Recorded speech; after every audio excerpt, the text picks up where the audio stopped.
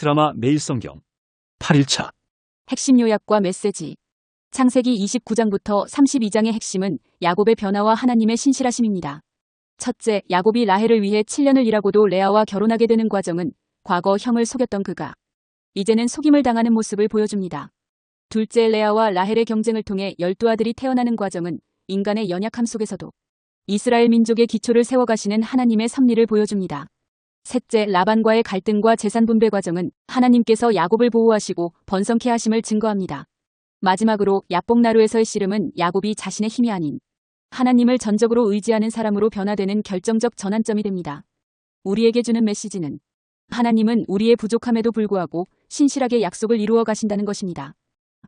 29장 우물가의 사랑. 뜨거운 사막에 햇살이 대지를 달굽히는 한낮, 야곱은 긴 여정 끝에 하란 근처의 한 우물가에 도착했다. 형 에서를 피해 도망친 지 여러 날, 그의 발걸음은 지쳐 있었지만 마음만은 이상하리만치 평온했다. 하나님께서 베델에서 약속하신 보호하심을 믿었기 때문이다. 우물가에는 이미 세 떼의 양들이 누워 있었고 그들을 지키는 목자들이 모여 있었다. 큰 돌로 덮인 우물은 마치 보물상자처럼 귀중한 물을 간직하고 있었다. 이 땅에서 물은 생명과도 같았다. 형제들이여, 어디서 오셨습니까? 야곱이 먼저 입을 열었다. 하란에서 왔소. 그들의 대답에 야곱의 눈이 반짝였다. 그렇다면 라반이라는 사람을 아시나요? 그럼요, 잘 압니다. 보세요, 저기 그의 딸 라헬이 양들과 함께 오고 있군요. 멀리서 한 여인이 양떼를 몰고 오는 모습이 보였다. 야곱의 심장이 빠르게 뛰기 시작했다.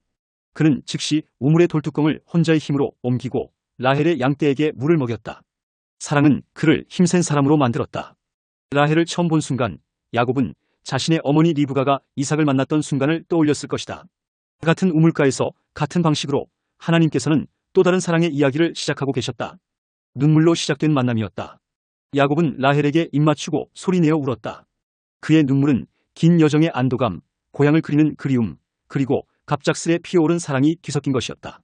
라반의 집에서 한 달을 지내는 동안 야곱의 사랑은 더욱 깊어만 갔다. 라헬은 아름다웠고 그의 마음을 사로잡았다. 라반이 품삯을 물었을 때 야곱은 주저하지 않고 7년을 일하겠다고 했다. 사랑에 빠진 그에게 7년은 마치 수일과 같았다. 하지만 하나님의 계획은 달랐다. 결혼식 날 밤 신부는 라헬이 아닌 그녀의 언니 레아였다. 속임수를 써서 형의 축복을 빼앗았던 야곱이 이제는 속임을 당한 것이다. 하나님의 정의는 이렇게 신비롭게 작동했다. 라반은 또다시 7년을 일하면 라헬도 아내로 주겠다고 했다. 야곱은 동의했다. 그렇게 그는 두 자매를 아내로 맞이하게 되었다. 하나님께서는 사랑받지 못하는 레아의 태를 열어주셨다. 르우벤, 시므온, 레위, 유다. 레아는 연이어 네 아들을 낳으며 하나님의 위로를 경험했다. 그녀의 아들들의 이름에는 각각 그녀의 간절한 소망이 담겨 있었다. 이것은 단순한 사랑 이야기가 아니었다. 속임과 속임당함, 사랑과 질투, 그리고 그 모든 것을 통해 일하시는 하나님의 섭리가 담긴 이야기였다. 이스라엘의 12지파가 시작되는 순간이었고 하나님의 구원 계획이 조용히 펼쳐지고 있었다. 우물가에서 시작된 이 사랑은 결국 한 민족의 시작이 되었다. 30장 질투의 불꽃. 헤브론의 뜨거운 햇살 아래 두 자매의 가슴 속에서는 더 뜨거운 질투의 불길이 타오르고 있었다. 사랑받는 라헬은 아이를 갖지 못했고 미움받는 레아는 4명의 아들을 낳았다. 하나님께서는 그들의 삶을 통해 인간의 아픔과 욕망 그리고 그것을 뛰어넘는 은혜의 드라마를 펼치고 계셨다. 나로 자식을 낳게 하세요. 그렇지 않으면 차라리 죽는 게 나아요. 라헬의 절규가 야곱의 가슴을 찔렀다. 그러나 야곱도 어찌할 수 없었다. 내가 하나님을 대신할 수 있단 말이오? 자녀를 주시는 분은 하나님이시오. 그의 대답은 차갑게 들렸지만 그 안에는 깊은 고뇌가 담겨 있었다. 라헬은 자신의 여종 비라를 야곱에게 주었다. 이는 그녀의 할머니 사라가 했던 것과 같은 선택이었다. 비라는 단과 납달리를 낳았고 이에 질세라 레아도 자신의 여종 실바를 통해 각과 아셀을 얻었다. 자매의 경쟁은 날이 갈수록 치열해졌다. 어느 날 레아의 맏아들 르우벤이 들에서 합 한 채를 찾아왔다. 아이를 간절히 원하던 라헬은 그것을 달라고 청했다. 언니의 남편을 빼앗은 것도 모자라 이제 내 아들의 합 한 채마저 가져가려 하나. 레아의 쓰라린 항변이 들려왔다. 그들은 결국 합 한 채를 대가로 야곱과의 하룻밤을 거래했다. 인간의 지극히 연약한 모습이었다. 하지만 하나님은 이 모든 상황을 통해 일하고 계셨다. 레아는 다시 이사갈과 스불론을 낳았고 마지막으로 딸 디나까지 얻었다.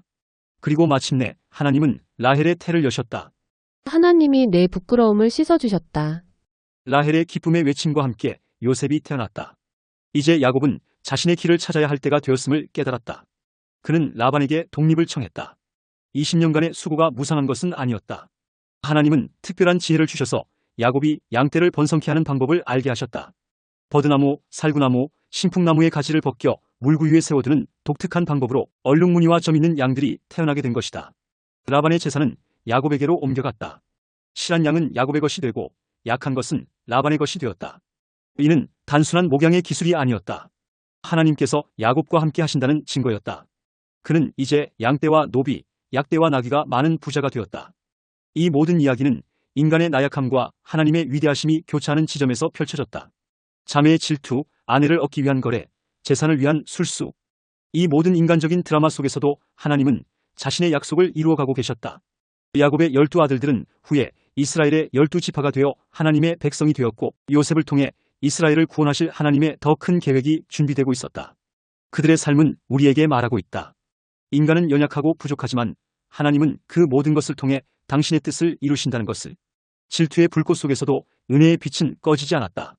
하나님은 언제나 신실하셨다. 31장 마지막 대면.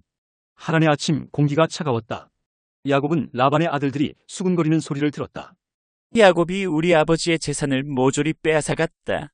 그들의 말이 바람을 타고 들려왔다. 라반의 얼굴빛도 전과 같지 않았다. 20년간의 세월이 순식간에 얼음장처럼 식어가고 있었다. 그때 여호와의 음성이 들려왔다. 내 조상의 땅으로 돌아가라. 내가 너와 함께 있으리라. 야곱의 가슴이 뛰었다. 잊었던 향수가 지병처럼 되살아났다. 그는 라헬과 레아를 들러 불러 상황을 설명했다. 당신들도 보았듯이 내가 온 힘을 다해 당신들의 아버지를 섬겼어. 하지만 그는 내 품삯을 10번이나 바꾸었어. 그러나 하나님께서 그를 막으사 나를 해치지 못하게 하셨어. 야곱은 꿈 이야기를 들려주었다. 하나님의 사자가 나타나 말씀하셨다. 내가 라반이 내게 행한 모든 것을 보았노라. 나는 내가 베델에서 기둥에 기름을 붓고 서원했을 때의 그 하나님이니라. 라헬과 레아는 단호했다. 우리는 이미 아버지에게 팔린 몸이나 다름없어요. 우리의 재산까지 모두 써버렸으니 하나님께서 당신에게 말씀하신 대로 하세요. 양털 깎기가 한창이던 때였다. 라반이 잠시 자리를 비운 사이 야곱은 가족들과 모든 소유를 이끌고 조용히 길앗산을 향해 떠났다. 라헬은 떠나면서 아버지의 드라빔을 몰래 가져갔다. 사흘 뒤 야곱의 도주 소식을 들은 라반은 분노했다. 7일을 쫓아 마침내 길앗산에서 야곱 일행을 따라잡았다. 하지만 전날 밤 하나님께서 꿈에 나타나 라반을 경고하셨다. 너는 삼가 야곱에게 선악간 말하지 말라. 라반은 야곱을 책망했다. 어찌하여 내 딸들을 전쟁 포로처럼 끌고 가느냐? 왜 나를 속이고 도망쳤느냐? 내가 기쁨으로 너를 보냈을 것을. 그러나 그의 가장 큰 분노는 자신의 신들이 도적맞은 것이었다. 야곱은 자신의 결백을 주장했다. 라반은 모든 장막을 뒤졌지만 라헬이 약대 안장 아래 숨겨둔 드라빔을 찾지 못했다. 이제 야곱이 라반을 향해 20년간의 울분을 터뜨렸다. 이 20년간 외삼촌의 양떼를 치는 동안 한 마리도 낙태하지 않았습니다. 밤낮으로 더위와 추위를 견디며 눈 붙일 겨를도 없이 일했습니다. 외삼촌은 내 품삯을 10번이나 바꾸셨지만 아브라함의 하나님, 이삭의 하나님께서 나와 함께 계시지 않았더라면 외삼촌은 나를 빈손으로 돌려보내셨을 것입니다. 긴장된 공기가 흘렀다. 마침내 라반이 입을 열었다. 이 딸들은 내 딸이요. 이 아이들은 내 손자들이며 이 양떼도 모두 내 것이다. 그러나 이제는 내가 어찌할 수 없구나. 이제 우리가 언약을 맺자. 그들은 돌무더기를 쌓았다. 라반은 그것을 여갈사하두다라 불렀고 야곱은 갈레시라 불렀다. 그들은 그곳을 미스바라고도 했는데 이는 여호와께서 우리 사이를 감찰하시기를 이라는 의미였다. 라반은 마지막 경고를 했다. 네가 내 딸들을 박대하거나 다른 아내를 취하면 사람은 보지 못할지라도 하나님께서 증거하실 것이다. 그들은 조상들의 하나님을 증인 삼아 서로를 해치지 않기로 맹세했다. 이튿날 아침 라반은 손자들과 딸들에게 입맞추며 축복하고 떠났다. 20년간의 질긴 인연이 이렇게 끝이 났다. 야곱은 이제 진정한 자유인이 되어 약속의 땅을 향해 나아갈 수 있었다. 하나님의 섭리는 이렇게 한 걸음 한 걸음 이루어져 갔다. 32장 야곱의 새 이름. 하나님의 천사들을 만난 후에도 야곱의 마음은 두려움으로 가득했다. 20년 만에 만나게 될 형 에서가 400명을 거느리고 온다는 소식은 그의 가슴을 옥죄었다. 장자의 축복을 빼앗고 도망쳤던 그날의 기억이 호수에 비친 달빛처럼 어른거렸다. 만약 에서가 한 떼를 치면 다른 한 떼는 피하게 하리라. 야곱은 가족과 재산을 둘로 나누었다. 그의 지혜는 여전히 날카로웠지만 이번에는 달랐다. 그는 하나님께 간구했다. 저는 주께서 베푸신 은총과 진리를 조금도 감당할 수 없는 자입니다. 빈손으로 요단을 건넜던 제가 이제는 2떼나 이루었으니 이는 모두 주의 은혜입니다. 제발 형의 손에서 저를 구원하여 주소서. 제 처자들이 칼날에 죽을까 두렵습니다. 야곱은 예물을 준비했다. 암염소 200, 수염소 20, 암양 200. 하나하나 정성스레 고른 예물들을 여러 때로 나누어 앞서 보냈다. 각 때마다 종들에게 같은 말을 가르쳤다. 이는 당신의 종 야곱이 주에서에게 보내는 예물입니다. 마치 물결처럼 연이어 도착할 예물들로 형의 분노를 누그러뜨리려 했다. 깊어가는 밤, 야곱은 가족들을 야복나루에 건네고 홀로 남았다. 그때 한 사람이 나타나 그와 씨름하기 시작했다. 동이 틀 때까지 계속된 사투였다. 야곱은 이미 늙어가고 있었지만 그의 의지만은 청년과 같았다. 그 사람이 야곱의 환도뼈를 쳤다. 고통이 전신을 관통했지만 야곱은 놓지 않았다. 당신이 내게 축복하지 않으면 보내지 않겠습니다. 목숨을 건 간절함이었다. 내 이름이 무엇이냐? 야곱입니다. 이젠 내 이름은 야곱이 아닌 이스라엘이라 하리라. 내가 하나님과 사람으로 더불어 겨루어 이겼음이니라. 그곳은 브니엘이 되었다. 하나님의 얼굴이라는 뜻이다. 내가 하나님과 대면하여 보았으나 내 생명이 보존되었다. 야곱의 고백이었다. 해가 돋을 때 그는 절뚝거리며 걸었다. 환도뼈가 위골되어 평생 그는 절름발이가 되었다. 하지만 그의 걸음은 이전과 달랐다. 더 이상 자신의 지혜와 꾀를 의지하지 않았다. 하나님과 씨름하여 이긴 자 이스라엘이 된 것이다. 이 밤의 씨름은 단순한 육체적 싸움이 아니었다. 야곱의 옛 본성, 그의 교활함과 자기 의지가 하나님 앞에서 부서지는 순간이었다. 절뚝거리는 걸음은 역설적으로 그의 승리의 표징이 되었다. 하나님께 지고서야 진정한 승리자가 된 것이다. 그래서일까? 이스라엘 백성들은 오늘날까지도 환도뼈의 큰 힘줄을 먹지 않는다. 한 사람의 육체적 상처가 민족의 영적 기념이 된 것이다. 야곱이 하나님과 씨름하여 이스라엘이 된 그 밤을 기억하며 그들도 하나님과의 참된 만남을 사모한다. 크유엔드어 창세기 29장 야곱의 결혼. 야곱이 라헬을 위해 7년을 일했지만 레아와 결혼하게 된 이유는 무엇인가요? 라반이 형보다 아우를 먼저 주는 것은 우리 지방의 관습이 아니다라며 속였기 때문입니다. 이는 야곱이 형 에서를 속였던 것에 대한 하나님의 훈육적 섭리로 볼 수 있습니다. 창세기 30장 자녀들의 출생. 레아와 라헬의 경쟁을 통해 어떤 하나님의 뜻이 이루어졌나요? 두 자매의 경쟁과 시기심이라는 부정적 상황을 통해서도 하나님은 이스라엘의 12지파가 될 야곱의 12아들을 탄생시키는 놀라운 섭리를 이루셨습니다. 창세기 31장 야곱의 도주. 하나님께서 야곱에게 고향으로 돌아가라고 명령하신 시점은 언제였나요? 라반의 아들들이 야곱을 시기하고 라반의 안색이 좋지 않아질 때 하나님은 야곱에게 때가 되었음을 알려주시고 보호하실 것을 약속하셨습니다. 창세기 32장 야복강의 씨름. 야곱이 하나님과의 씨름에서 얻은 세 가지는 무엇인가요? 첫째는 새 이름 이스라엘 하나님과 겨루어 이긴 자, 둘째는 하나님의 축복, 셋째는 평생의 표징인 절름발입니다. 이는 자신의 힘이 아닌 하나님을 의지하는 새로운 사람이 되었음을 상징합니다. 8회차에 등장하는 주요 인물인 야곱의 일대기를 관통하는 내용으로 금이환영하는 야곱이라는 제목의 창작곡을 제작하여 유튜브에 올렸습니다. 아래 댓글로 올린 링크를 이용하여 시청하실 수 있습니다. 바이벌 앤드 가스펄 드라마 매일성경 9회차 창세기 33장부터 36장. 핵심 내용과 메시지. 형제의 운명과 화해, 그리고 새로운 시작. 야곱과 에서의 극적인 재회는 20년간의 반목을 넘어선 용서와 화해의 순간이었습니다. 하지만 디나 사건을 통해 폭력이 또 다른 폭력을 낳는 비극적 순환을 보게 됩니다. 이후 야곱은 베델로의 귀환을 통해 영적 갱신을 경험하지만 사랑하는 아내 라헬의 죽음이라는 큰 시련도 맞이합니다. 한편 에서는 세일 산지에서 에돔 족속의 시조가 되어 번영을 이룹니다. 두 형제는 각자의 길을 가면서도 아버지 이삭의 장례식에서 다시 만나 화해의 완성을 보여줍니다. 진정한 화해는 용서와 양보에서 시작되며 하나님의 약속은 우리의 실수와 시련 속에서도 변함없이 이루어지는 것을 볼 수 있습니다. 33장 야곱과 에서의 재회. 20해가 넘는 세월이 흘렀다. 하란에서의 도피 생활을 마치고 돌아오는 야곱의 마음은 불안과 기대가 교차했다. 멀리서 먼지 구름이 일어나더니 에서가 이끄는 400명의 무리가 그를 향해 다가오고 있었다. 햇빛에 번쩍이는 무기들이 보였다. 야곱의 심장이 거세게 뛰기 시작했다. 그는 지난밤 야복 강가에서 천사와 씨름하며 받은 축복을 떠올렸다. 하지만 지금 이 순간 그의 머릿속은 과거의 기억들로 가득했다. 한날 한시에 태어난 쌍둥이의 서열이 뭔지 아버지를 속여 아버지 이삭의 축복을 빼앗은 순간 분노에 찬 에서의 눈빛 그리고 도망자의 삶을 선택할 수밖에 없었던 그날의 기억들이 물밀듯이 밀려왔다. 아버지 무서워요. 어린 아들이 그의 옷자락을 잡아 끌었다. 야곱은 깊은 숨을 내쉬며 가족들을 정돈했다. 마치 전략가처럼 신중하게 가족들을 배치했다. 여종들과 그들의 자녀들을 맨 앞에, 레아와 그녀의 자녀들을 중간에, 그리고 가장 사랑하는 라헬과 요셉을 맨 뒤에 두었다.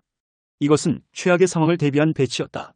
하지만 예상과 달리 에서는 달려와 동생을 끌어안았다. 선물 공세가 형의 마음을 녹였는지 형 에서도 눈물로 수염을 적셨다. 20년의 원망과 미움이 눈물로 녹아내렸다. 형제는 서로를 부둥켜 안고 한동안 말없이 흐느꼈다. 주변의 400명의 무사들도 야곱의 가족들도 이 감동적인 순간을 묵묵히 지켜보았다. 에서는 동생이 보낸 선물들을 거절했지만 야곱의 간곡한 설득에 결국 받아들였다. 그의 말에는 깊은 의미가 담겨 있었다. 형님의 얼굴을 뵈니 하나님의 얼굴을 뵌 것 같습니다. 이는 단순한 아첨이 아닌 진심 어린 고백이었다. 야곱은 형의 용서를 통해 하나님의 자비를 보았던 것이다. 하지만 완전한 화해 이후에도 야곱의 신중함은 여전했다. 그는 가축들과 어린아이들의 안전을 구실로 형과 함께 가자는 제안을 거절했다. 대신 숲곳으로 향했고 그곳에서 정착의 첫 발걸음을 내디뎠다. 이는 단순한 여정의 종착점이 아니었다. 야곱은 그곳에서 집을 짓고 가축 우리를 만들었다. 나아가 세겜에서는 땅을 구입하고 단을 쌓았다. 이 모든 과정은 하나님의 섭리 안에서 이루어진 것이었다. 속임수로 얻은 축복이 진정한 화해와 용서를 통해 완성되는 순간이었다. 야곱의 이야기는 하나님이 왜 에서는 미워하고 야곱을 선호하시는지, 인간의 잘못된 선택과 하나님의 은혜가 어떻게 역사 속에서 조화를 이루는지를 보여주는 위대한 증거가 되었다. 야곱의 금이환양. 어머니 사랑 따라 형의 복 빼앗고 도망자가 되어서 떠난 긴 여정. 외삼촌 집에서 20년을 살면서 내 부인과 12자녀 큰 복 받았네. 주께서 야곱과 함께 하시니 시련도 고난도 은혜가 되네. 약속을 이루시는 우리 하나님. 야곱을 이스라엘로 크게 쓰셨네. 형의 분노 피해서 떠난 그 광야. 돌베개 베고 잘 때 천사 오셨네. 하늘까지 닿은 사다리 환상 보이사. 조상에게 약속하신 그 땅 주시리. 야복강 나루에서 밤새워 씨름했네. 허리뼈가 부러져도 놓지 않았네. 이스라엘이라는 새 이름 받으며 하나님과 겨루어 이긴 자 야곱. 떨리는 가슴 안고 금이환양 고향 산천. 400명 군사로 마중 나온 형님아. 눈물로 얼싸안고 화해한 그날. 하나님의 약속대로 평안 얻었네. 야곱의 12아들은 이스라엘의 기초. 주의 뜻을 이루시는 약속의 자손. 축복의 땅을 주시고 민족 이루사. 영원한 언약 위에 세운 그 나라. 34장. 피로 물든 복수, 디나 이야기. 평화로운 세겜 땅의 아침이 밝았다. 이틀에서 나고 자란 레아의 딸 디나는 아름다운 도시도 구경하고 그 지역 여인들과 교제하기 위해 혼자 밖으로 나갔다. 새로운 땅에서의 생활에 적응하려는 순수한 호기심이었다. 하지만 그날의 선택이 돌이킬 수 없는 비극의 시작이 될 줄은 아무도 몰랐다. 세겜 성의 젊은 왕자 세겜은 디나를 보자마자 강렬한 욕망을 느꼈다. 권력과 지위를 가진 자의 그릇된 판단이 순식간에 한 여인의 인생을 망가뜨렸다. 하지만 폭력적인 첫 만남 이후 세겜의 마음속에는 진정한 사랑이 싹텄다. 그는 디나를 진심으로 사랑하게 되었고 정식으로 그녀와의 결혼을 원했다. 야곱은 이 소식을 듣고 분노했지만 즉각적인 반응을 보이지 않았다. 그의 침묵 속에는 복잡한 계산이 있었다. 이방 땅에서 소수민족으로 살아가는 그들의 처지, 정치적 동맹의 필요성, 그리고 가족의 안전이 모두 고려되어야 했다. 하지만 그의 아들들 중에서 동복 오빠들인 시므온과 레위의 분노는 극에 달했다. 하몰과 세겜은 야곱이 가진 재물에 대한 욕심은 숨긴 채 겉으로는 진정성 있는 제안을 했다. 그들은 땅과 재산, 그리고 혼인 동맹이라는 파격적인 조건을 내걸었다. 더구나 할례라는 극단적인 요구 조건까지 받아들였다. 세겜성의 모든 남자들이 할례를 받아들인 것은 그들의 진정성보다 재물에 대한 욕구를 보여주는 것이었다. 하지만 야곱의 아들들의 마음속에는 이미 끔찍한 복수극이 계획되어 있었다. 그들은 상대방의 가장 취약한 순간을 노렸다. 할례 후 3일째 고통이 극심할 때 시므온과 레위는 칼을 들고 성으로 들어갔다. 그들의 분노는 세겜과 하몰의 죽음으로도 충분하지 않았다. 성의 모든 남자들이 학살되었고 여자와 아이들은 포로가 되었으며 재산은 약탈되었다. 야곱은 아들들의 과도한 폭력 앞에서 두려움을 느꼈다. 그의 걱정은 현실적이었다. 소수인 그들이 주변 부족들의 보복을 받게 된다면 살아남을 수 없을 것이었다. 하지만 혈기왕성한 시므온과 레위에게 자매의 명예는 그 어떤 정치적 고려보다 중요했다. 단순 무식한 저들은 우리 누이를 창녀처럼 취급해도 된다는 말입니까? 라는 항변은 당시 가부장적 사회에서 여성의 존엄성을 주장하는 강력한 외침이었다. 그러나 이들의 잔인함이 훗날 장자권 순위에서 밀려나는 이유가 되기도 했다. 이 사건은 단순한 복수극을 넘어 정의와 폭력, 명예와 평화, 가족의 사랑과 정치적 현실이라는 복잡한 주제들을 우리에게 던진다. 또한 한순간의 잘못된 선택이 얼마나 많은 무고한 생명들의 비극으로 이어질 수 있는지를 보여주는 뼈아픈 교훈이 되었다. 35장 약속의 땅으로의 귀환, 베델에서 헤브론까지. 세겜에서의 피비린내 나는 사건 이후 야곱은 하나님의 음성을 듣는다. 그것은 과거로의 여행이자 미래를 향한 부름이었다. 베델, 그가 형 에서를 피해 도망치던 그날 밤 하나님을 만났던 그곳으로 돌아가라는 명령이었다. 이 부름은 단순한 장소의 이동이 아닌 영적 정화의 시작이었다. 야곱은 즉시 가족들에게 근본적인 변화를 요구했다. 이방 신들의 제거, 정결 의식, 의복의 교체는 단순한 종교적 의식이 아니었다. 그것은 새로운 정체성의 수용이었다. 세겜 근처 상수리나무 아래에 묻힌 것은 단순한 우상들이 아닌 그들의 과거였다. 놀랍게도 하나님은 그들의 여정을 특별히 보호하셨다. 세겜에서의 대학살 이후 당연히 있었어야 할 보복이 일어나지 않은 것은 신적 개입의 증거였다. 베델에서의 경험은 야곱의 영적 여정의 정점이었다. 하나님은 다시 한번 그의 이름을 이스라엘로 확인해 주셨고 아브라함과 이삭에게 주었던 약속을 재확인하셨다. 이는 단순한 반복이 아닌 새로운 차원의 언약 갱신이었다. 야곱은 이에 응답하여 돌기둥을 세우고 포도주와 기름을 부어 그 장소를 성별했다. 하지만 축복의 순간 뒤에는 항상 시련이 따랐다. 에브라스로 가는 길에서 야곱은 가장 사랑하는 아내 라헬을 잃었다. 그녀의 마지막 순간은 그녀가 그렇게도 소원하던 새 생명의 탄생과 맞물려 있었다. 난산 끝에 죽어가는 라헬이 내 슬픔의 아들이라 이름 지은 아이를 야곱은 오른손의 아들이라 부르며 희망을 나타냈다. 그러나 이 아이는 훗날 왼손잡이 용사들의 지파인 기브아에 자리 잡은 베냐민 지파의 선조가 되었다. 더 큰 충격은 르우벤의 불륜 사건이었다.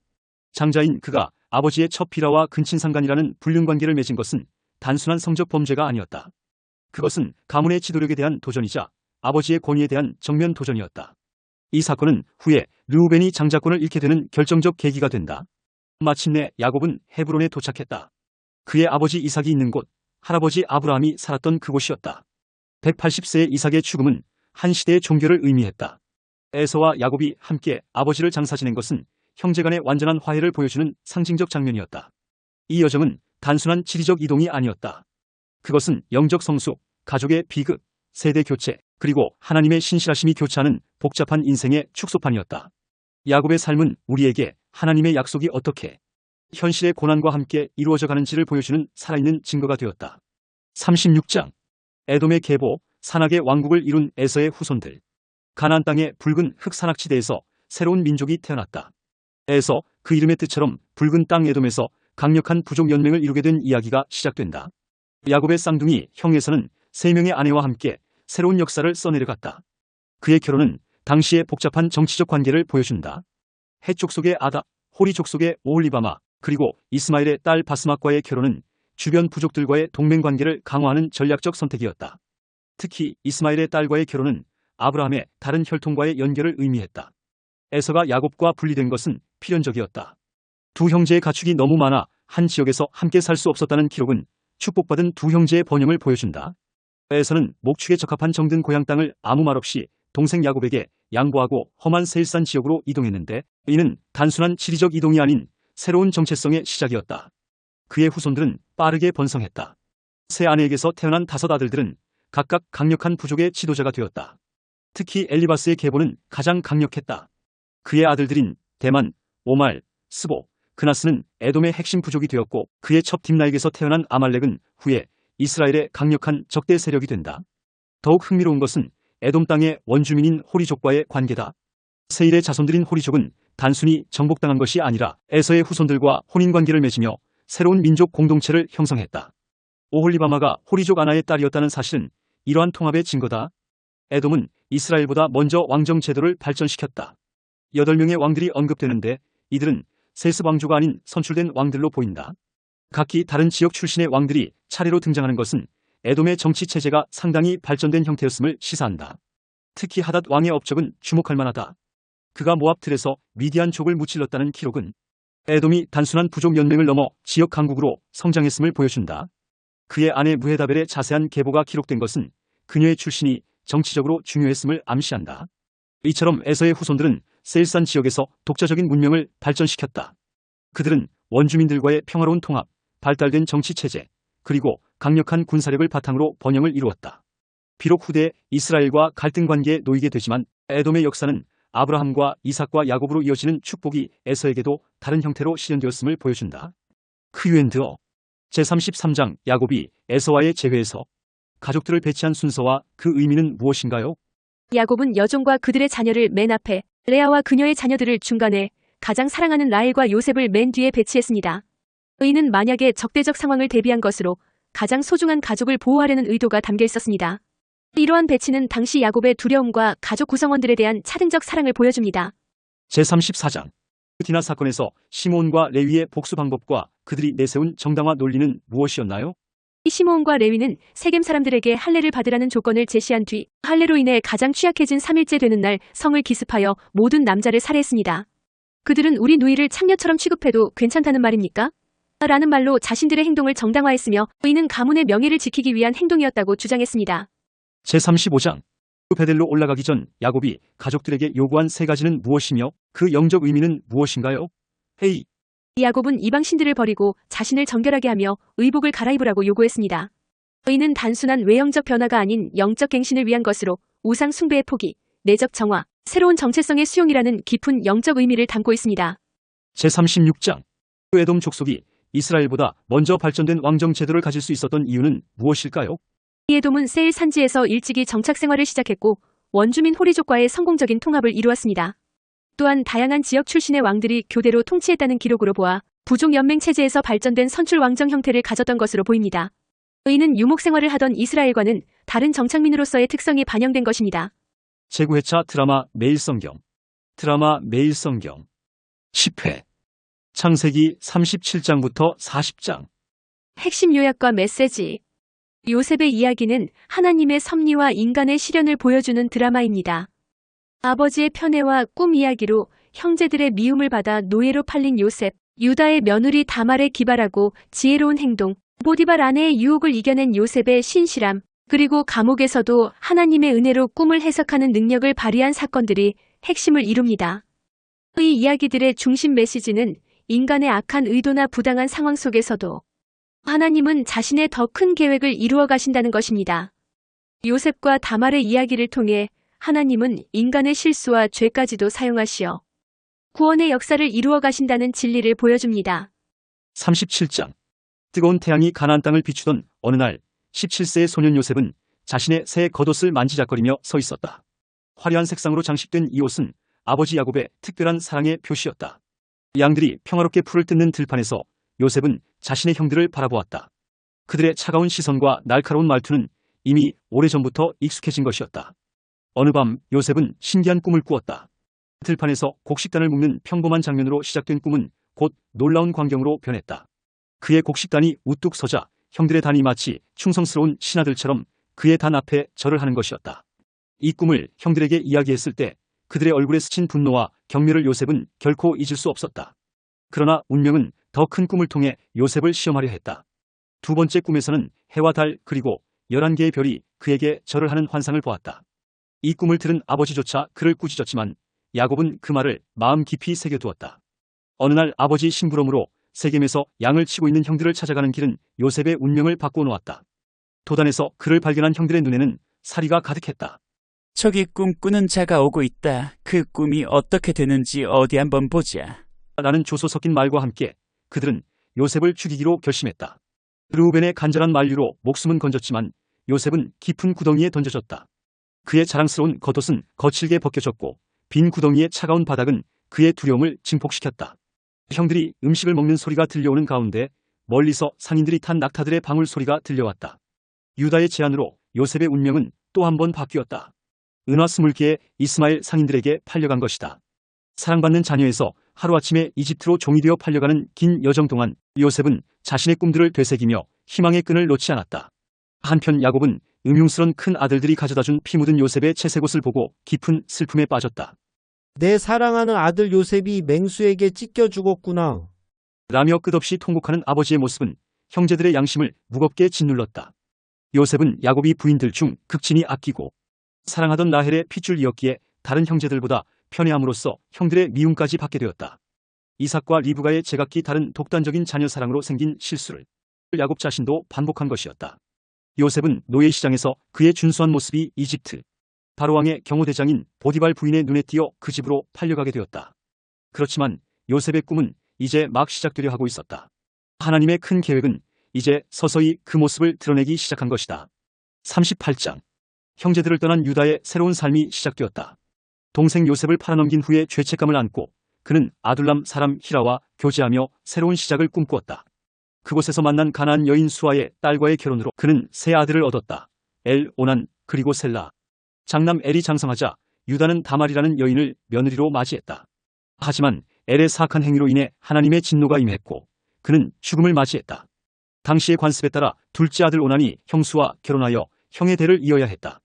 그러나 그는 자신의 후사가 안 될 걸 알고 형수와 관계를 가질 때마다 고의로 바닥에 설정하므로 오난 역시 자녀 대신 오난이라는 글자만 세상에 남기고 하나님의 심판으로 목숨을 잃고 말았다.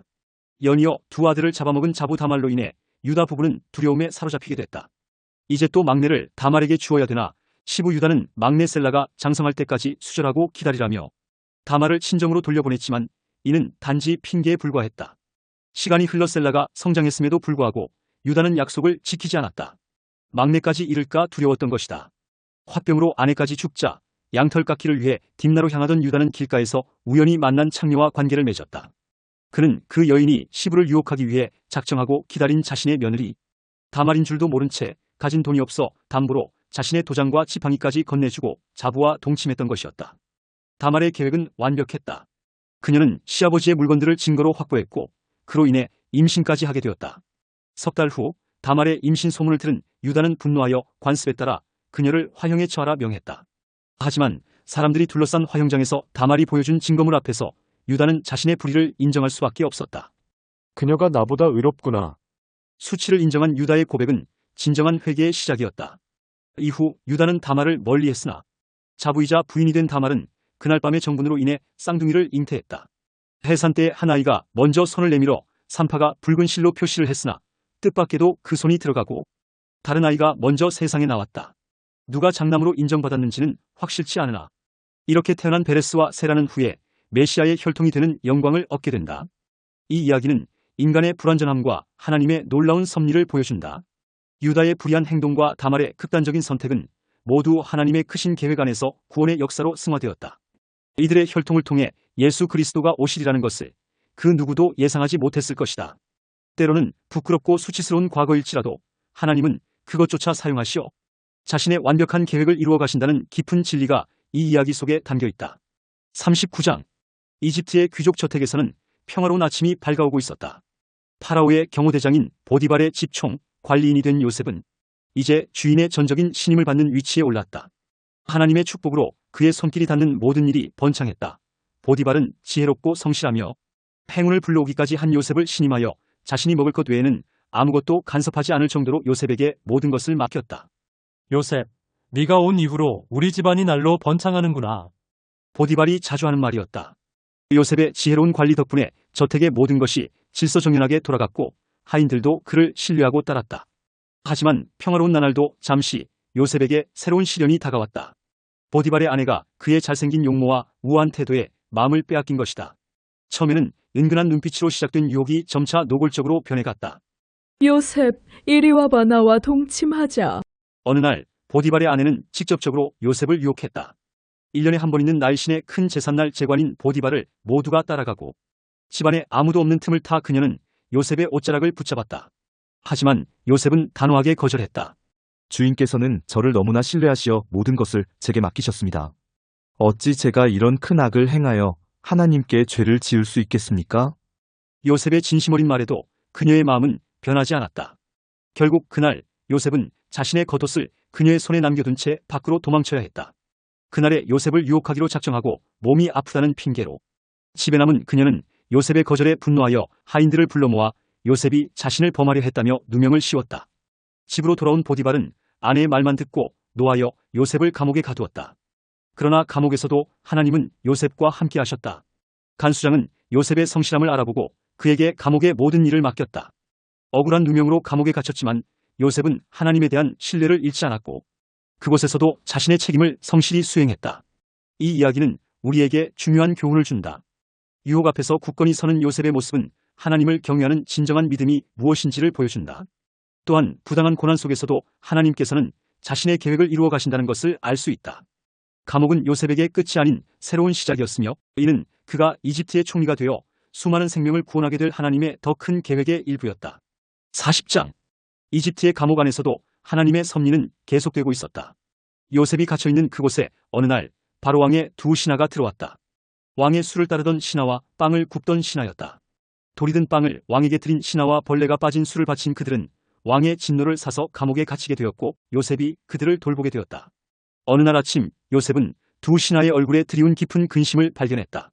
그들은 각자 이상한 꿈을 꾸었지만 그 의미를 해석할 수 있는 사람이 없어 걱정하고 있었다. 요셉은 겸손하게 말했다. 꿈의 해석은 하나님께 속한 것이 아닙니까? 제게 말씀해 주십시오. 술 맡은 관원장이 먼저 입을 열었다.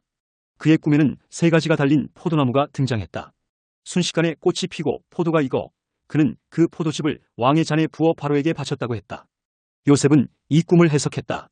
3일 안에 바로께서 당신을 복직시키실 것입니다.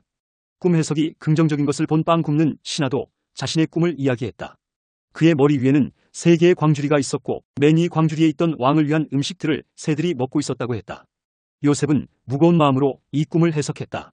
3일 안에 바로께서 당신을 나무에 매달 것이며 새들이 당신의 살을 뜯어먹을 것입니다.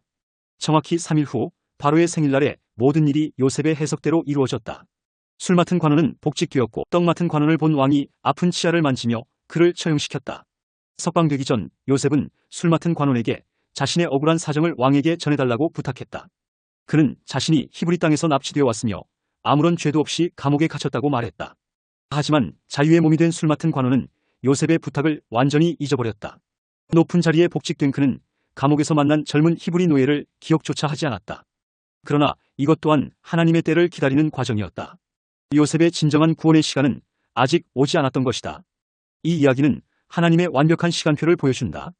때로는 절망적으로 보이는 상황 속에서도 하나님은 자신만의 방법으로 일하고 계셨다.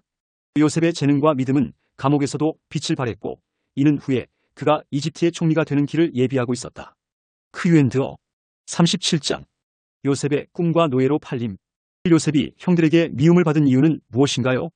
아버지의 편애와 형들의 잘못을 일러바치는 행동, 그리고 자신이 형들보다 위대해질 것이라는 꿈을 이야기했기 때문입니다. 이 형들은 요셉을 어떻게 처리했나요? 처음에는 죽이려 했으나 르우벤의 만류로 구덩이에 던졌다가 결국 이스마엘 상인들에게 은화 20개를 받고 노예로 팔아넘겼습니다. 38장. 유다와 다말 이야기. 다말이 시아버지 유다를 속인 이유는 무엇인가요? 셀라가 장성했음에도 약속한 대로 자신을 부르지 않아 관습에 따른 정당한 후사를 잇기 위한 행동이었습니다. 또한 두 아들이 죽은 누명을 벗기 위함이기도 했습니다. 유다가 그녀가 나보다 의롭다고 말한 이유는 자신이 약속한 셀라와의 결혼을 이행하지 않은 잘못을 인정했기 때문입니다. 39장. 요셉과 보디발의 아내.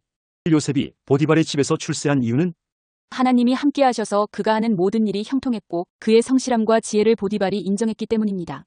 요셉이 보디발의 아내의 유혹을 거절한 이유는 주인의 신뢰를 저버리고 하나님께 죄를 짓는 악한 행위라고 생각했기 때문입니다. 40장. 감옥에서의 꿈 해석. 요셉이 해석한 두 관원의 꿈은 어떻게 되었나요?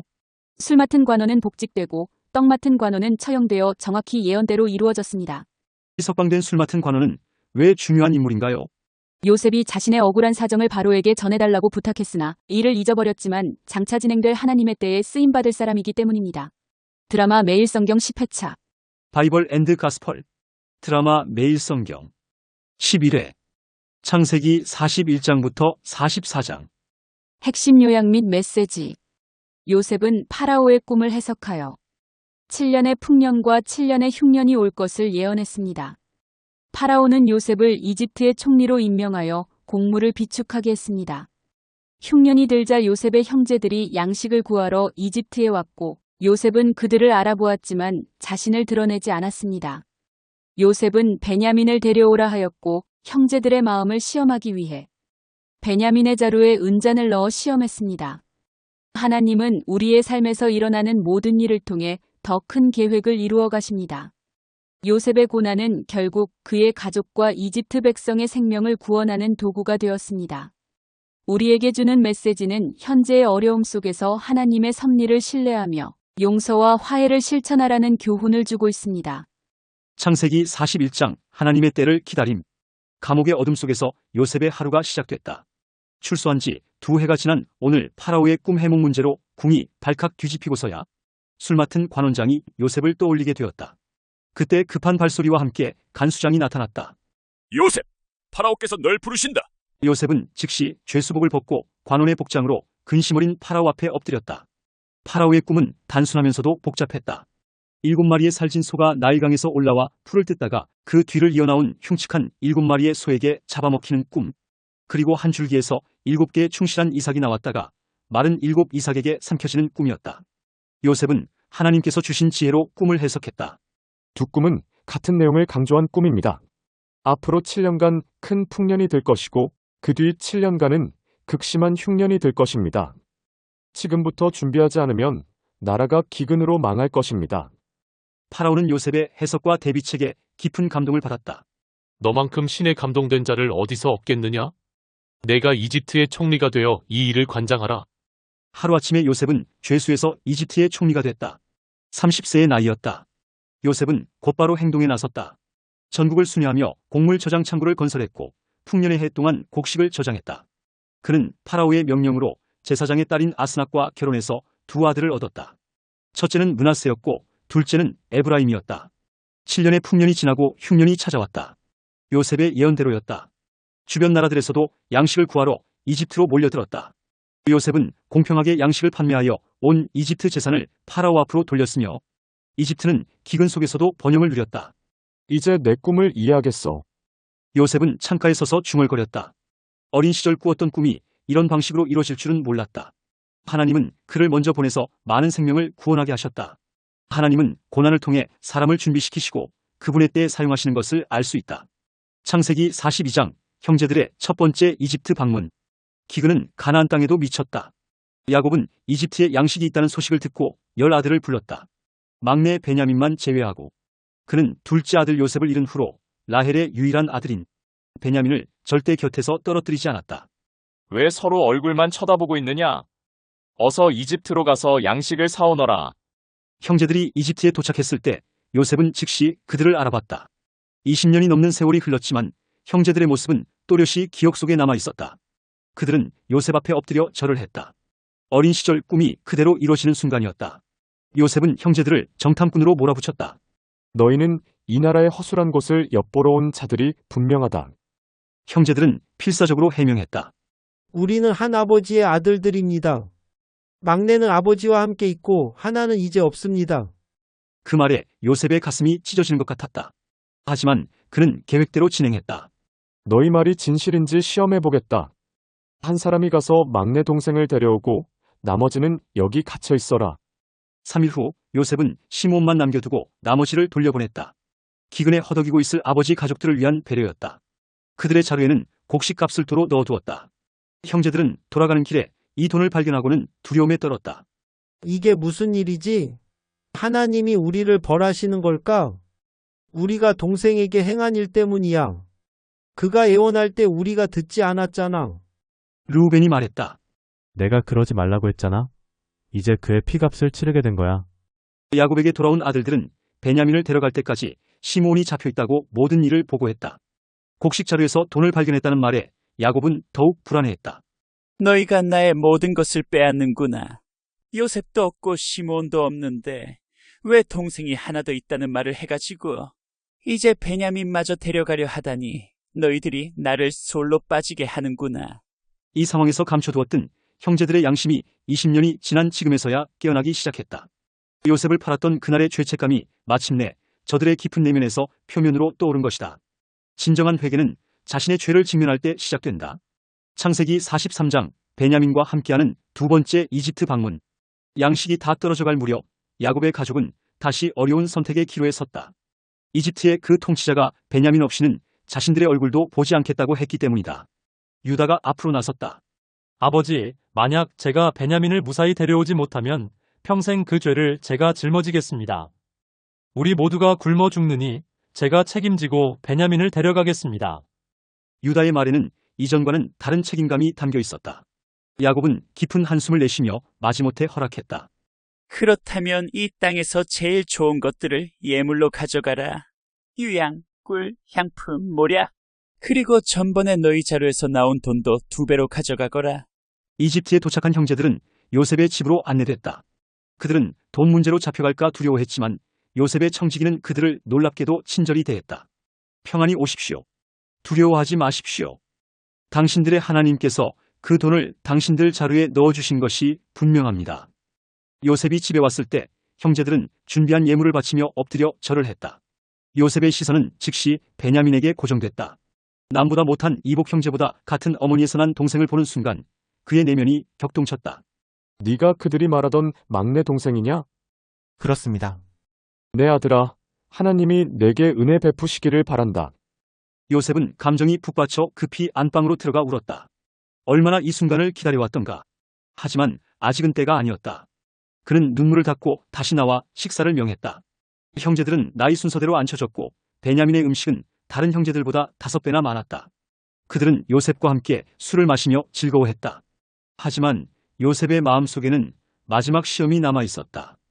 유다의 변화된 모습, 요셉의 깊은 사랑, 그리고 형제들의 두려움과 회개의 마음이 어우러져 하나님의 더 큰 계획을 향해 움직이고 있었다. 이와 같이 하나님은 우리의 삶 속에서 보이지 않게 일하시며 그분의 완벽한 시간표대로 모든 것을 이루어 가신다. 창세기 44장 마지막 시험. 새벽녘 요셉은 자신의 청지기를 불러 특별한 지시를 내렸다. 내 은잔을 막내의 자루에 넣어라. 그들이 떠난 후 쫓아가 막내를 체포하되 다른 형제들은 가게 하라. 이것은 형제들의 진정성을 시험하는 마지막 관문이었다. 20년 전 그들은 요셉을 죽이려고까지 하다가 팔아넘기는데 주저하지 않았다. 이번에도 그들은 베냐민을 버리고 도망갈 것인가? 형제들이 성을 막 벗어났을 때 요셉의 청지기가 그들을 추격했다. 어찌하여 너희는 선을 악으로 갚느냐? 너희가 우리 주인의 은잔을 훔쳤도다. 형제들은 격분했다. 우리가 어찌 그런 짓을 하겠습니까? 전에 자루에서 발견한 돈도 가나안에서 다시 가져왔는데 어찌 당신의 주인 집에서 은이나 금을 도둑질하겠습니까? 누구의 자루에서 그 잔이 발견되면 그는 죽을 것이요 우리는 모두 종이 되겠습니다. 청지기는 차례로 자루를 뒤지기 시작했다. 마지부터 막내까지. 마지막으로 베냐민의 자루를 열었을 때 모든 형제들은 망연자실했다. 은잔이 거기에 있었다. 그들은 옷을 찢고 다시 파라오의 성으로 붙잡혀왔다. 요셉이 말했다. 너희가 어찌 이런 일을 행하였느냐? 내가 하나님의 신에 감동된 사람임을 알지 못하였느냐? 그때 유다가 앞으로 나섰다. 그의 간청은 진심이 담긴 고백이었다. 내 주여, 우리가 무슨 말을 하오리이까? 우리의 죄악을 하나님이 찾아내셨으니 이제 우리는 모두 당신의 종이 되겠습니다. 아니다. 잔이 발견된 자만 내 종이 될 것이다. 너희는 평안히 아버지께로 돌아가라. 이때 유다의 진정한 변화가 드러났다. 내 주여, 제가 이 아이를 대신하여 종이 되겠습니다. 이 아이 없이 제가 어찌 아버지께 갈 수 있겠습니까? 아버지가 당할 고통을 참아 볼 수 없나이다. 이 장면은 단순한 극적 반전이 아니라 하나님의 은혜로 인한 인간 내면의 진정한 변화를 보여준다. 한때 동생을 팔았던 유다가 이제는 다른 동생을 위해 자신의 자유를 내어주려 하고 있었다. 아브라함과 이삭과 야곱의 대를 이을 장자권자가 갖춰야 될 덕성을 보여준 것이다. 이와 같이 진정한 회개는 말이 아닌 행동으로 증명되며 하나님의 은혜는 우리의 본성까지도 변화시킬 수 있다. 크유엔드어 문답지 41장 요셉의 출세. 파라오의 2가지 꿈의 내용과 그 해석은 무엇이었나? 파라오는 7마리의 살진 소가, 흉한 소에게 잡아먹히는 꿈과 7개의 충실한 이삭이, 마른 이삭에게 삼켜지는 꿈을 꾸었다. 이는 7년의 풍년 후 7년의 흉년이 올 것을 예시하는 것이었다. 요셉이 제시한 대책과 그 결과는 어떠했나? 요셉은 7년 풍년 동안 곡식의 5분의 1을 저장할 것을 제안했고 꿈 해석과 이 제안으로 인해 이집트의 총리가 되었다. 이후 흉년이 왔을 때 이집트는 유일하게 양식이 있는 나라가 되었으며 곡식을 팔아 왕실을 부흥시켰다. 42장 형제들의 첫 방문. 요셉이 형제들을 알아보고 취한 첫 행동과 그 의도는 무엇인가? 요셉은 형제들을 정탐꾼으로 몰아 시므온을 인질로 잡고 베냐민을 데려오라고 요구했다. 이는 형제들의 진정한 마음과 변화를 시험하기 위함이었다. 이 형제들이 자루에서 돈을 발견했을 때의 반응은 어땠으며 이는 무엇을 보여주는가? 형제들은 두려워하며 과거 요셉에게 행한 죄 때문에 하나님이 자신들을 벌하시는 것이라 생각했다. 이는 20년이 지났지만 여전히 그들의 양심이 죄책감에 시달리고 있었음을 보여준다. 43장 베냐민과의 재방문. 유다가 베냐민을 데려가기 위해 한 제안의 내용과 의미는?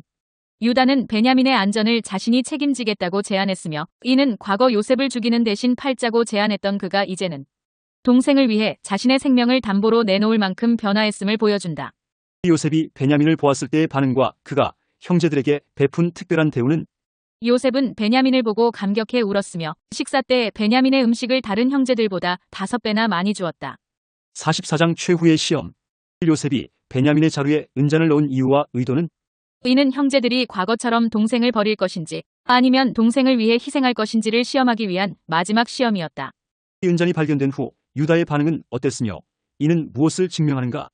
유다는 베냐민 대신 자신이 종이 되겠다고 자청했다. 이는 과거에도 동생을 죽이기보다 종으로 팔자고 형제들을 설득했던 유다의 더욱 진전된 변화와 형제를 대표해서 회개를 증명하고 효심을 나타내는 것이었다. 제11회차 드라마 매일성경. 창세기 41장에서 44장까지.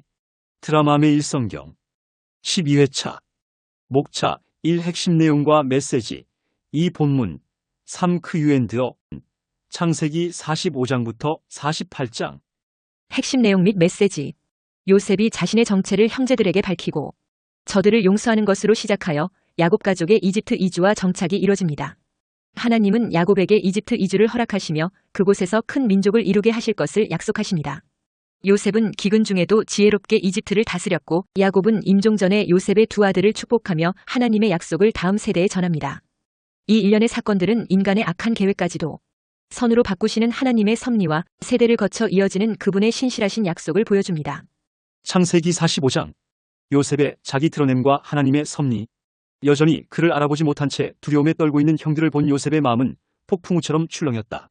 그의 앞에 선 10명의 형제들은 20해 전 그들이 자신을 노예로 팔아버린 그 끔찍했던 기억이 요셉의 마음을 갈랐다. 그는 신하들을 향해 명렬했다. 모두 물러나시오. 요셉의 날카로운 명령이 방 안을 가득 채웠다. 이집트 신하들이 황급히 방을 빠져나가자 요셉은 더 이상 감정을 억누를 수 없었다. 그의 눈에서는 뜨거운 눈물이 흘러내리기 시작했다. 나는 요셉이요. 우리 아버지께서는 잘 계십니까?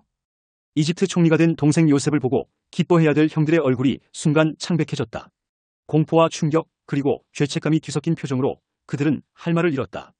동생을 팔아넘긴 자들이 이제는 그 동생 앞에서 목숨을 구걸해야 하는 상황. 이것이 바로 하나님의 놀라운 섭리였다. 내게 가까이 오시오. 요셉의 목소리가 부드러워졌다. 당신들이 이집트로 팔아버린 동생 요셉입니다. 하지만 이제는 근심하지 마시오. 자책하지도 마시오. 하나님께서 생명을 구원하시려고 나를 당신들보다 먼저 보내신 것입니다. 깊은 침묵 속에서 요셉은 하나님의 놀라운 계획을 설명했다. 앞으로 닥칠 5해의 기근과 그들의 가족을 구원하기 위한 하나님의 섭리를. 그의 말 한마디 한마디가 형제들의 떨리는 마음을 어루만졌다. 아버지 야곱과 에서가 화해한 일 이상의 극적인 이벤트였던 것이다. 복수 대신 용서를, 미움 대신 사랑을 선택하는 이 순간 요셉의 마음은 이상하리만치 평화로웠다. 하나님께서는 인간의 악한 계획조차도 선으로 바꾸어 가시는 분이심을 그는 온몸으로 깨닫고 있었다. 어머니 라헬이 낳은 베냐민의 목을 껴안고 우는 요셉의 모습에서 형제들은 진정한 용서의 의미를 보았다. 그들의 죄악을 구원의 도구로 바꾸신 하나님의 지혜는 인간의 이해를 뛰어넘는 것이었다. 파라오의 귀에도 이 소식이 전해졌다. 그는 요셉을 총리로 발탁한 이후 또 한 번 요셉의 가족을 이집트로 초청하는 파격적인 제안을 했다. 가나안의 모든 재산을 버리고 이집트로 오라는 것. 이는 단순한 초대가 아닌 하나님의 더 큰 계획의 시작이었다. 이스라엘 민족이 이집트에서 강대한 민족으로 성장하게 될 것이라는 예언의 첫걸음이었다. 요셉은 형제들을 돌려보내며 풍성한 선물을 주었다. 새 옷과 양식, 그리고 아버지를 위한 특별한 선물들. 그는 형제들에게 당부했다. 길에서 다투지 마시오. 이 말에는 깊은 의미가 있었다. 과거의 잘못을 들추어내어 서로를 원망하지 말라는 것. 하나님의 용서와 화해의 은혜를 받은 자들은 이제 그 은혜를 서로에게 흘려보내야 했다. 요셉의 이야기는 우리에게 가르쳐준다. 인생의 어둠 속에서도 하나님의 빛이 우리를 인도하고 계시며 우리가 이해할 수 없는 고난조차도 그분의 크신 계획 안에 있다는 것을. 용서는 단순히 과거를 잊는 것이 아니라 하나님의 더 큰 섭리를 신뢰하는 믿음의 행위임을, 그리고 진정한 화해는 하나님의 은혜가 우리를 통해 흘러갈 때 이루어진다는 것을. 46장. 야곱의 이집트 이주. 부엘세바의 고요한 밤. 야곱의 마음은 깊은 생각에 잠겨 있었다. 사랑하는 아들 요셉이 살아있다는 기쁨과 조상들의 땅을 떠나야 한다는 불안이 그의 마음속에서 격렬하게 충돌했다. 그는 마지막 제사를 준비했다. 아브라함과 이삭이 섬기던 하나님께 드리는 예배였다. 그날 밤 하나님께서 환상 중에 나타나셨다. 야곱아, 야곱아. 깊은 어둠 속에서 울려 퍼지는 그 음성에 야곱의 영혼이 전율했다. 제가 여기 있나이다. 나는 내 아버지의 하나님이니라. 이집트로 내려가기를 두려워하지 말라. 내가 거기서 너로 큰 민족을 이루게 하리라. 내가 너와 함께 이집트로 내려가겠고 정녕 너를 인도하여 다시 올라올 것이며 요셉이 그의 손으로 내 눈을 감기리라. 하나님의 약속은 야곱의 불안한 마음을 진정시켰다. 70명의 가족과 함께 시작된 이집트로의 여정은 단순한 이주가 아닌 하나님의 더 큰 계획을 향한 첫걸음이었다. 각 가족의 얼굴에는 기대와 두려움이 교차했다. 그들은 알지 못했다. 이 여정이 후에 430년간의 이집트 체류의 시작이 될 것이라는 것을. 요셉은 고센 땅에서 아버지를 기다렸다. 자신의 병거를 준비하고 그는 떨리는 마음으로 먼 지평선을 바라보았다. 마침내 먼지 구름이 피어오르고 그 속에서 낯익은 모습들이 나타났다. 아버지와의 재회는 말로 표현할 수 없는 감동의 순간이었다. 이제는 죽어도 여한이 없소이다. 내 아들의 얼굴을 보았고 아들이 지금까지 살아있음을 확인했나이다. 야곱의 떨리는 음성에는 20년의 그리움이 담겨 있었다. 요셉의 눈에서는 뜨거운 눈물이 흘러내렸다. 높은 파라오의 왕좌 밑에 총리로 있는 아들. 요셉과 신하들이 줄지어 도열한 파라오의 왕궁에서 엎드린 야곱은 왕의 질문에 떨리는 목소리로 말했다. 내 나그네 길의 세월이 130년이니이다. 나의 연세가 얼마 못 되니 우리 조상의 나그네 길의 세월에 미치지 못하나 험악한 세월을 보내었나이다. 요셉은 자신의 가족들을 파라오 앞에 소개할 준비를 했다. 그들은 목자들이었다. 이집트인들이 혐오하는 직업이었지만 오히려 그것이 축복이 되어 왕궁과 멀리 떨어진 고센 땅에서 독립적으로 살 수 있게 되었다. 하나님의 계획은 이처럼 역설적으로 진행되고 있었다. 이스라엘의 자손들은 고센 땅에 정착했고 그곳에서 번성하기 시작했다. 기근의 시기에도 요셉의 지혜로운 행정으로 그들은 평안히 살 수 있었다. 그러나 이것은 시작에 불과했다. 하나님께서는 이미 아브라함에게 말씀하셨듯이 그의 자손들이 이방 땅에서 나그네가 될 것이며 그들을 통해 궁극적으로 메시아가 오실 것을 예비하고 계셨다. 이 이야기는 우리에게 깊은 영적 교훈을 준다. 때로는 우리의 삶에서도 안정된 곳을 떠나 낯선 곳으로 가야 할 때가 있다. 그러나 하나님께서 함께 하신다면 그 여정은 결코 두려울 것이 없다. 우리가 보는 것은 당장의 불확실성이지만 하나님은 그것을 통해 더 큰 구원의 역사를 이루어 가신다. 야곱의 가족이 이집트로 내려간 것처럼 우리의 인생의 각 전환점도 하나님의 더 큰 계획 안에 있음을 신뢰해야 한다는 것을 보여주고 있다. 창세기 47장. 지혜로운 통치자 요셉과 믿음의 유산. 이집트의 거리는 기근으로 신음하고 있었다. 메마른 나일 강가에서 사람들은 희망 없는 눈빛으로 하늘을 올려다보았다. 7년대 풍년에 비축한 곡식으로 요셉의 창고에는 여전히 곡식이 가득했고 그의 지혜로운 통치는 이집트를 살리고 있었다. 총리님, 또 백성들이 모여들고 있습니다. 신하의 보고를 들으며 요셉은 깊은 생각에 잠겼다. 단순히 양식을 나누어 주는 것은 임시 방편일 뿐이었다. 그는 더 지속 가능한 체계가 필요함을 알았다.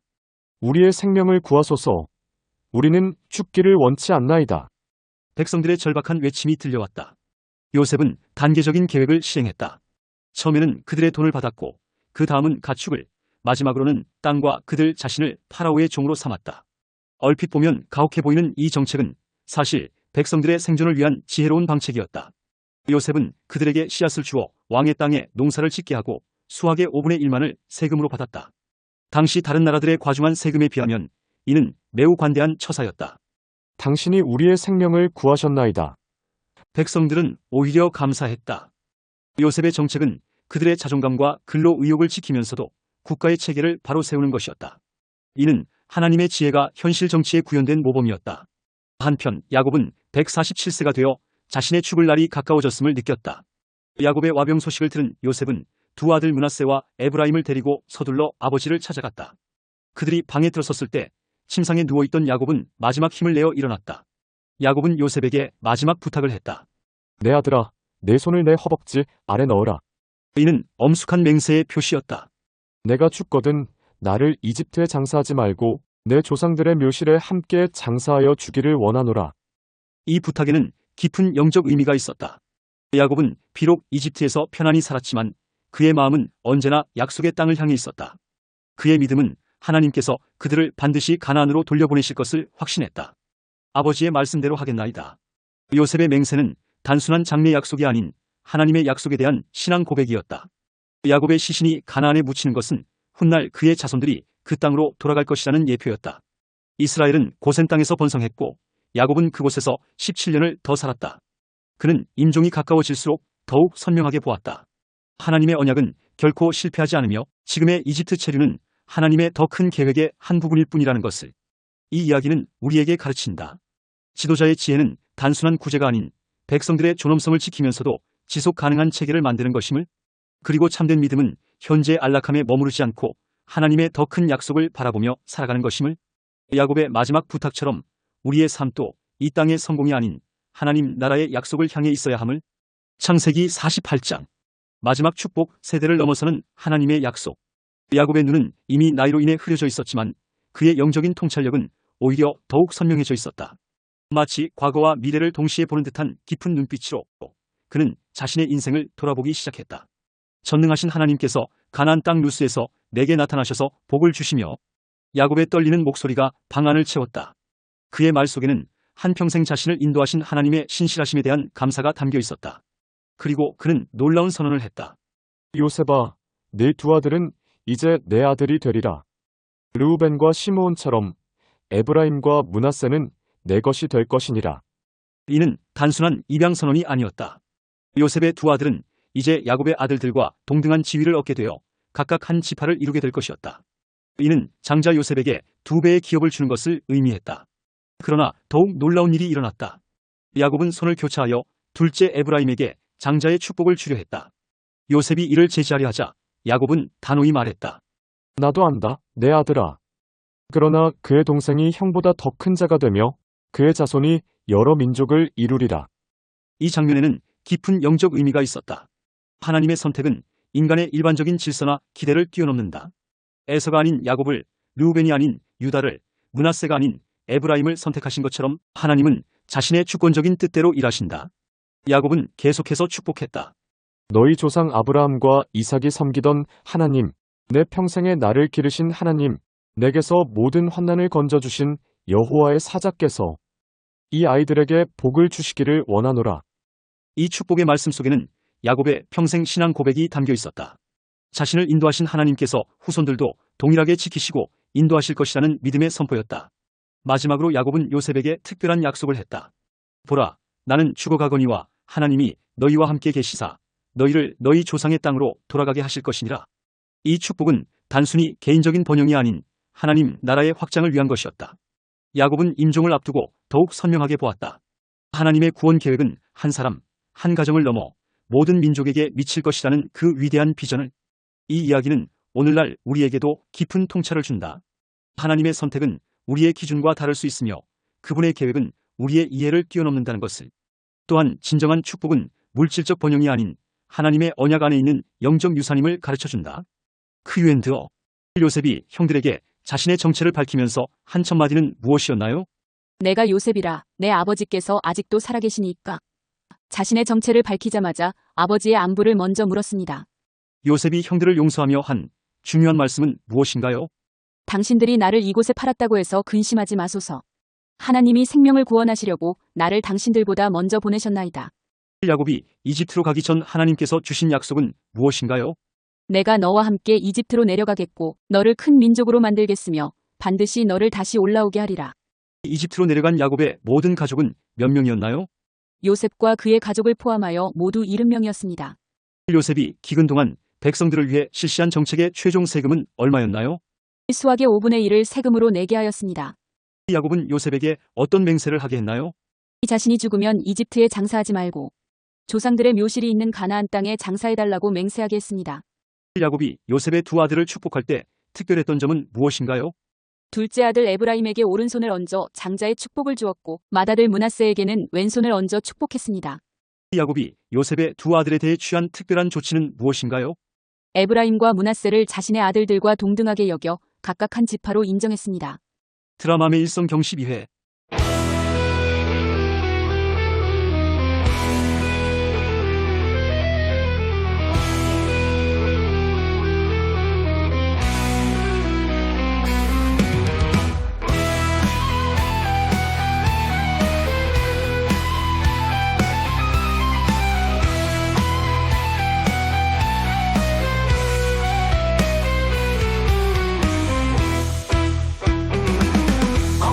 사랑 따라 형의 복 빼앗고 도망자가 되어서 떠난 김여정. 외삼촌 집에서 20년을 살면서 내 부인과 12자녀 근로받았네. 주께서 야곱과 함께 하시니 시련도 고난도 은혜가 되네. 약속을 이루시는 우리 하나님, 야곱을 이스라엘로 크게 쓰셨네.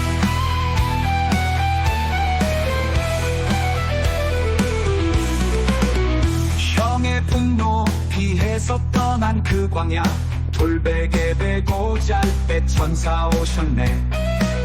하늘까지 닿은 사다리 환상고이사, 조상에게 약속하신 그 땅 주시리. 야곱강 나루에서 밤새워 씨름했네. 허리뼈가 부러져도 놓지 않았네. 이스라엘이라는 새 이름 받으며 하나님과 겨루어 이기자 야곱.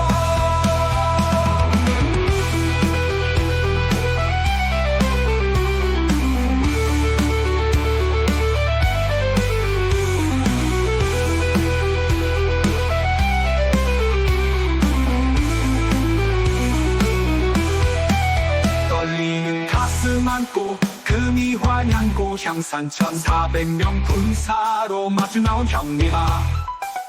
눈물로 얼싸안고 화해한 그날, 하나님의 약속대로 평안 얻었네. 야곱의 12아들은 이스라엘의 기초, 주의 뜻을 이루시는 약속의 자손. 축복의 땅을 주시고 민족 이루사 영원한 언약 위에 세운 그 나라.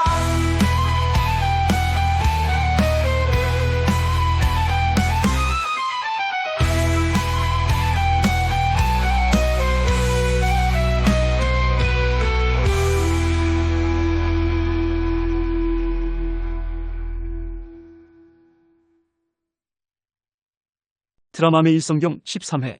창세기 49장에서 50장. 목차 1 핵심 내용과 메시지 2 본문. 3 크유엔드어. 4 새노래 찬양 작은 예수. 1 핵심 내용과 메시지. 야곱의 축복과 요셉의 마지막.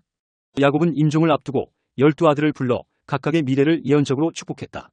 르우벤의 불안정함, 시몬과 레위의 분노를 경계했고 유다에게는 왕권을, 요셉에게는 하늘과 땅의 복을 예언했다. 이후 야곱이 죽자 요셉은 아버지의 시신을 가나안 땅 막벨라 굴에 장사했다. 이 본문. 창세기 49장.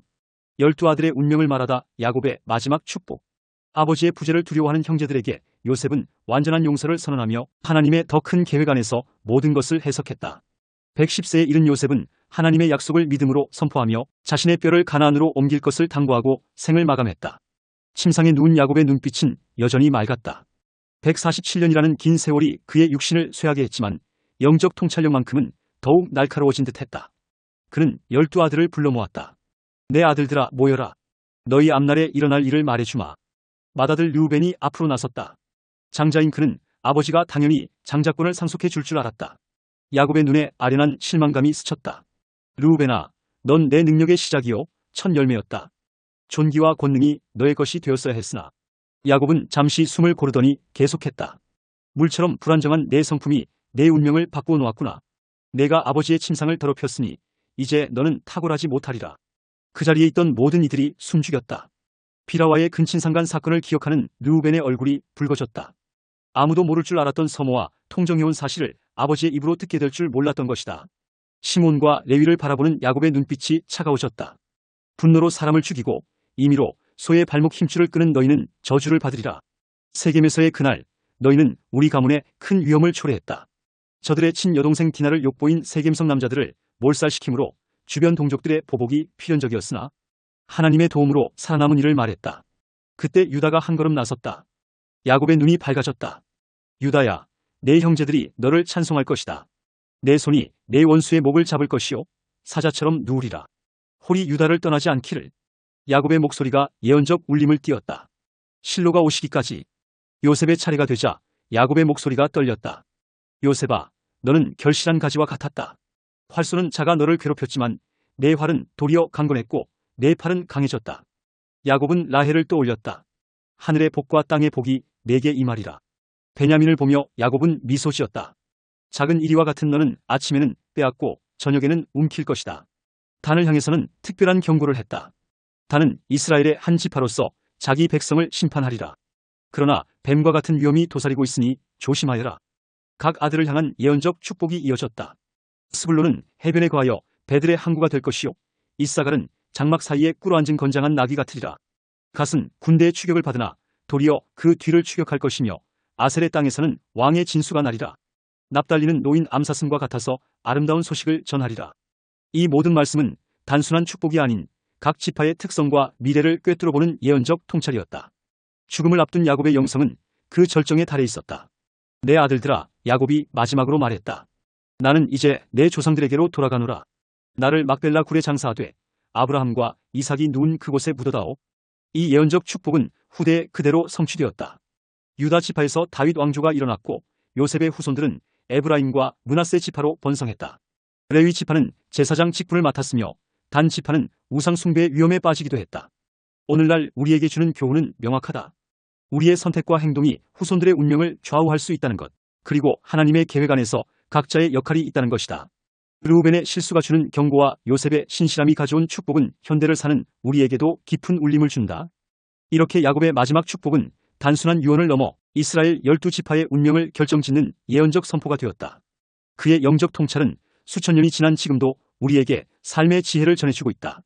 창세기 50장 용서와 화해의 완성 요셉과 형제들의 이야기. 야곱의 마지막 숨이 멈추자 요셉은 아버지의 얼굴에 엎드려 울며 입맞추었다.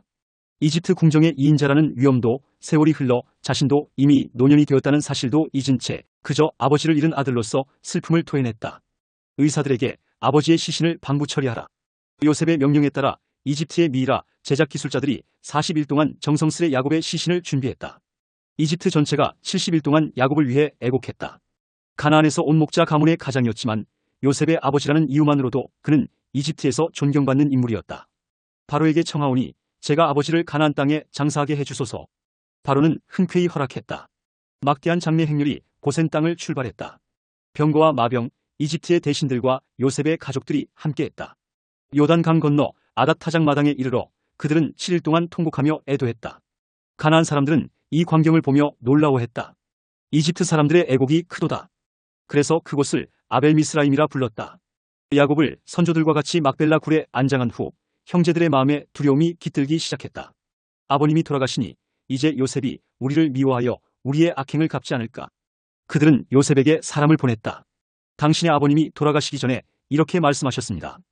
요셉에게 구하여 그의 형들의 허물과 죄를 용서하라 하셨나니 이제 바라건대 당신의 아버지의 하나님의 종들의 죄를 용서하소서. 이 말을 들은 요셉은 눈물을 흘렸다. 형제들이 직접 와서 그의 앞에 엎드렸다. 우리는 당신의 종들이 되겠습니다. 요셉의 마음은 더욱 아팠다. 두려워하지 마소서. 내가 하나님의 자리에 있으니까. 당신들은 나를 해하려 하였으나 하나님은 그것을 선으로 바꾸사 많은 백성의 생명을 구원하셨습니다. 내가 당신들과 당신들의 자녀를 양육하리니 두려워하지 마소서. 그는 형제들을 위로하며 그들의 마음을 달래주었다. 이것이 진정한 용서였다. 단순히 잊어주는 것이 아닌 하나님의 더 큰 계획 안에서 모든 것을 바라보는 영적 통찰이었다. 요셉은 110세까지 살며 에브라임의 자손 3대를 보았다. 므낫세의 손자 마길의 아들들도 그의 무릎에서 자랐다. 임종이 가까워지자 그는 형제들을 불렀다. 나는 죽을 것이나 하나님이 반드시 당신들을 돌보시어 아브라함과 이삭과 야곱에게 맹세하신 땅으로 인도하실 것입니다.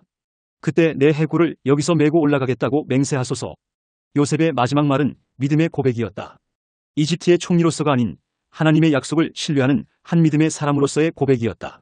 이 이야기는 우리에게 깊은 교훈을 준다. 첫째, 진정한 용서는 하나님의 관점에서 상황을 바라볼 때 가능하다. 둘째, 우리의 고난이 때로는 하나님의 더 큰 계획의 일부가 될 수 있다. 셋째, 믿음은 현재의 번영이 아닌 하나님의 약속에 기초해야 한다. 요셉은 주거 향품이 들어있는 관에 넣어졌다. 그의 시신은 출애굽 때까지 이집트에서 기다렸다가 결국 하나님의 약속대로 가나안 땅에 안장되었다. 용서와 화해, 그리고 믿음으로 점철된 그의 생애는 마지막 순간까지 하나님의 신실하심을 증거했다. 3. 크유엔드어 창세기 49장 규일 야곱이 유다에게 내린 축복의 핵심 내용은 무엇이며 이것이 후대에 어떻게 성취되었나요? A1 야곱은 유다에게 왕권이 떠나지 않을 것이며 실로가 오기까지 통치권을 가질 것이라고 축복했습니다. 이는 후에 다윗 왕조의 출현과 궁극적으로 메시아 예수 그리스도의 출현을 예표하는 예언적 축복이었습니다. 큐이 르우벤이 장자권을 잃게 된 이유와 그 교훈은 무엇인가요? A2 르우벤은 아버지의 첩 비라와의 부적절한 관계로 인해 장자권을 잃었습니다. 이는 순간적인 정욕과 불안정한 성품이 인생의 큰 축복을 잃게 할 수 있다는 교훈을 줍니다. 창세기 50장 큐일 요셉이 형제들의 죄를 용서하면서 한 말 중 당신들은 나를 헤아려 하였으나 하나님은 그것을 선으로 바꾸셨다는 말의 영적 의미는 무엇인가요? A1는 하나님이 인간의 악한 의도까지도 그분의 선한 목적을 위해 사용하실 수 있다는 것을 보여줍니다. 요셉은 개인적 원한을 넘어 하나님의 더 큰 계획을 볼 수 있는 영적 통찰력을 가지고 있었음을 보여줍니다. 큐이 요셉이 임종 시에 자신의 뼈를 가나안으로 옮겨달라고 한 요청의 의미는 무엇인가요? A2는 하나님이 약속하신 땅에 대한 믿음의 표현이었습니다. 이집트에서의 번영에도 불구하고 하나님의 약속을 신뢰하며 자신이 하나님의 언약 백성임을 마지막까지 고백한 것입니다. 4. 작은 예수 찬양 이 찬양은 AI를 활용한 창작곡으로서 예수님과 창세기 후반을 장식한 요셉의 일생 중 서로 닮은 점에 착안하여 만든 곡으로 요셉을 작은 예수라고 표현하고 있다.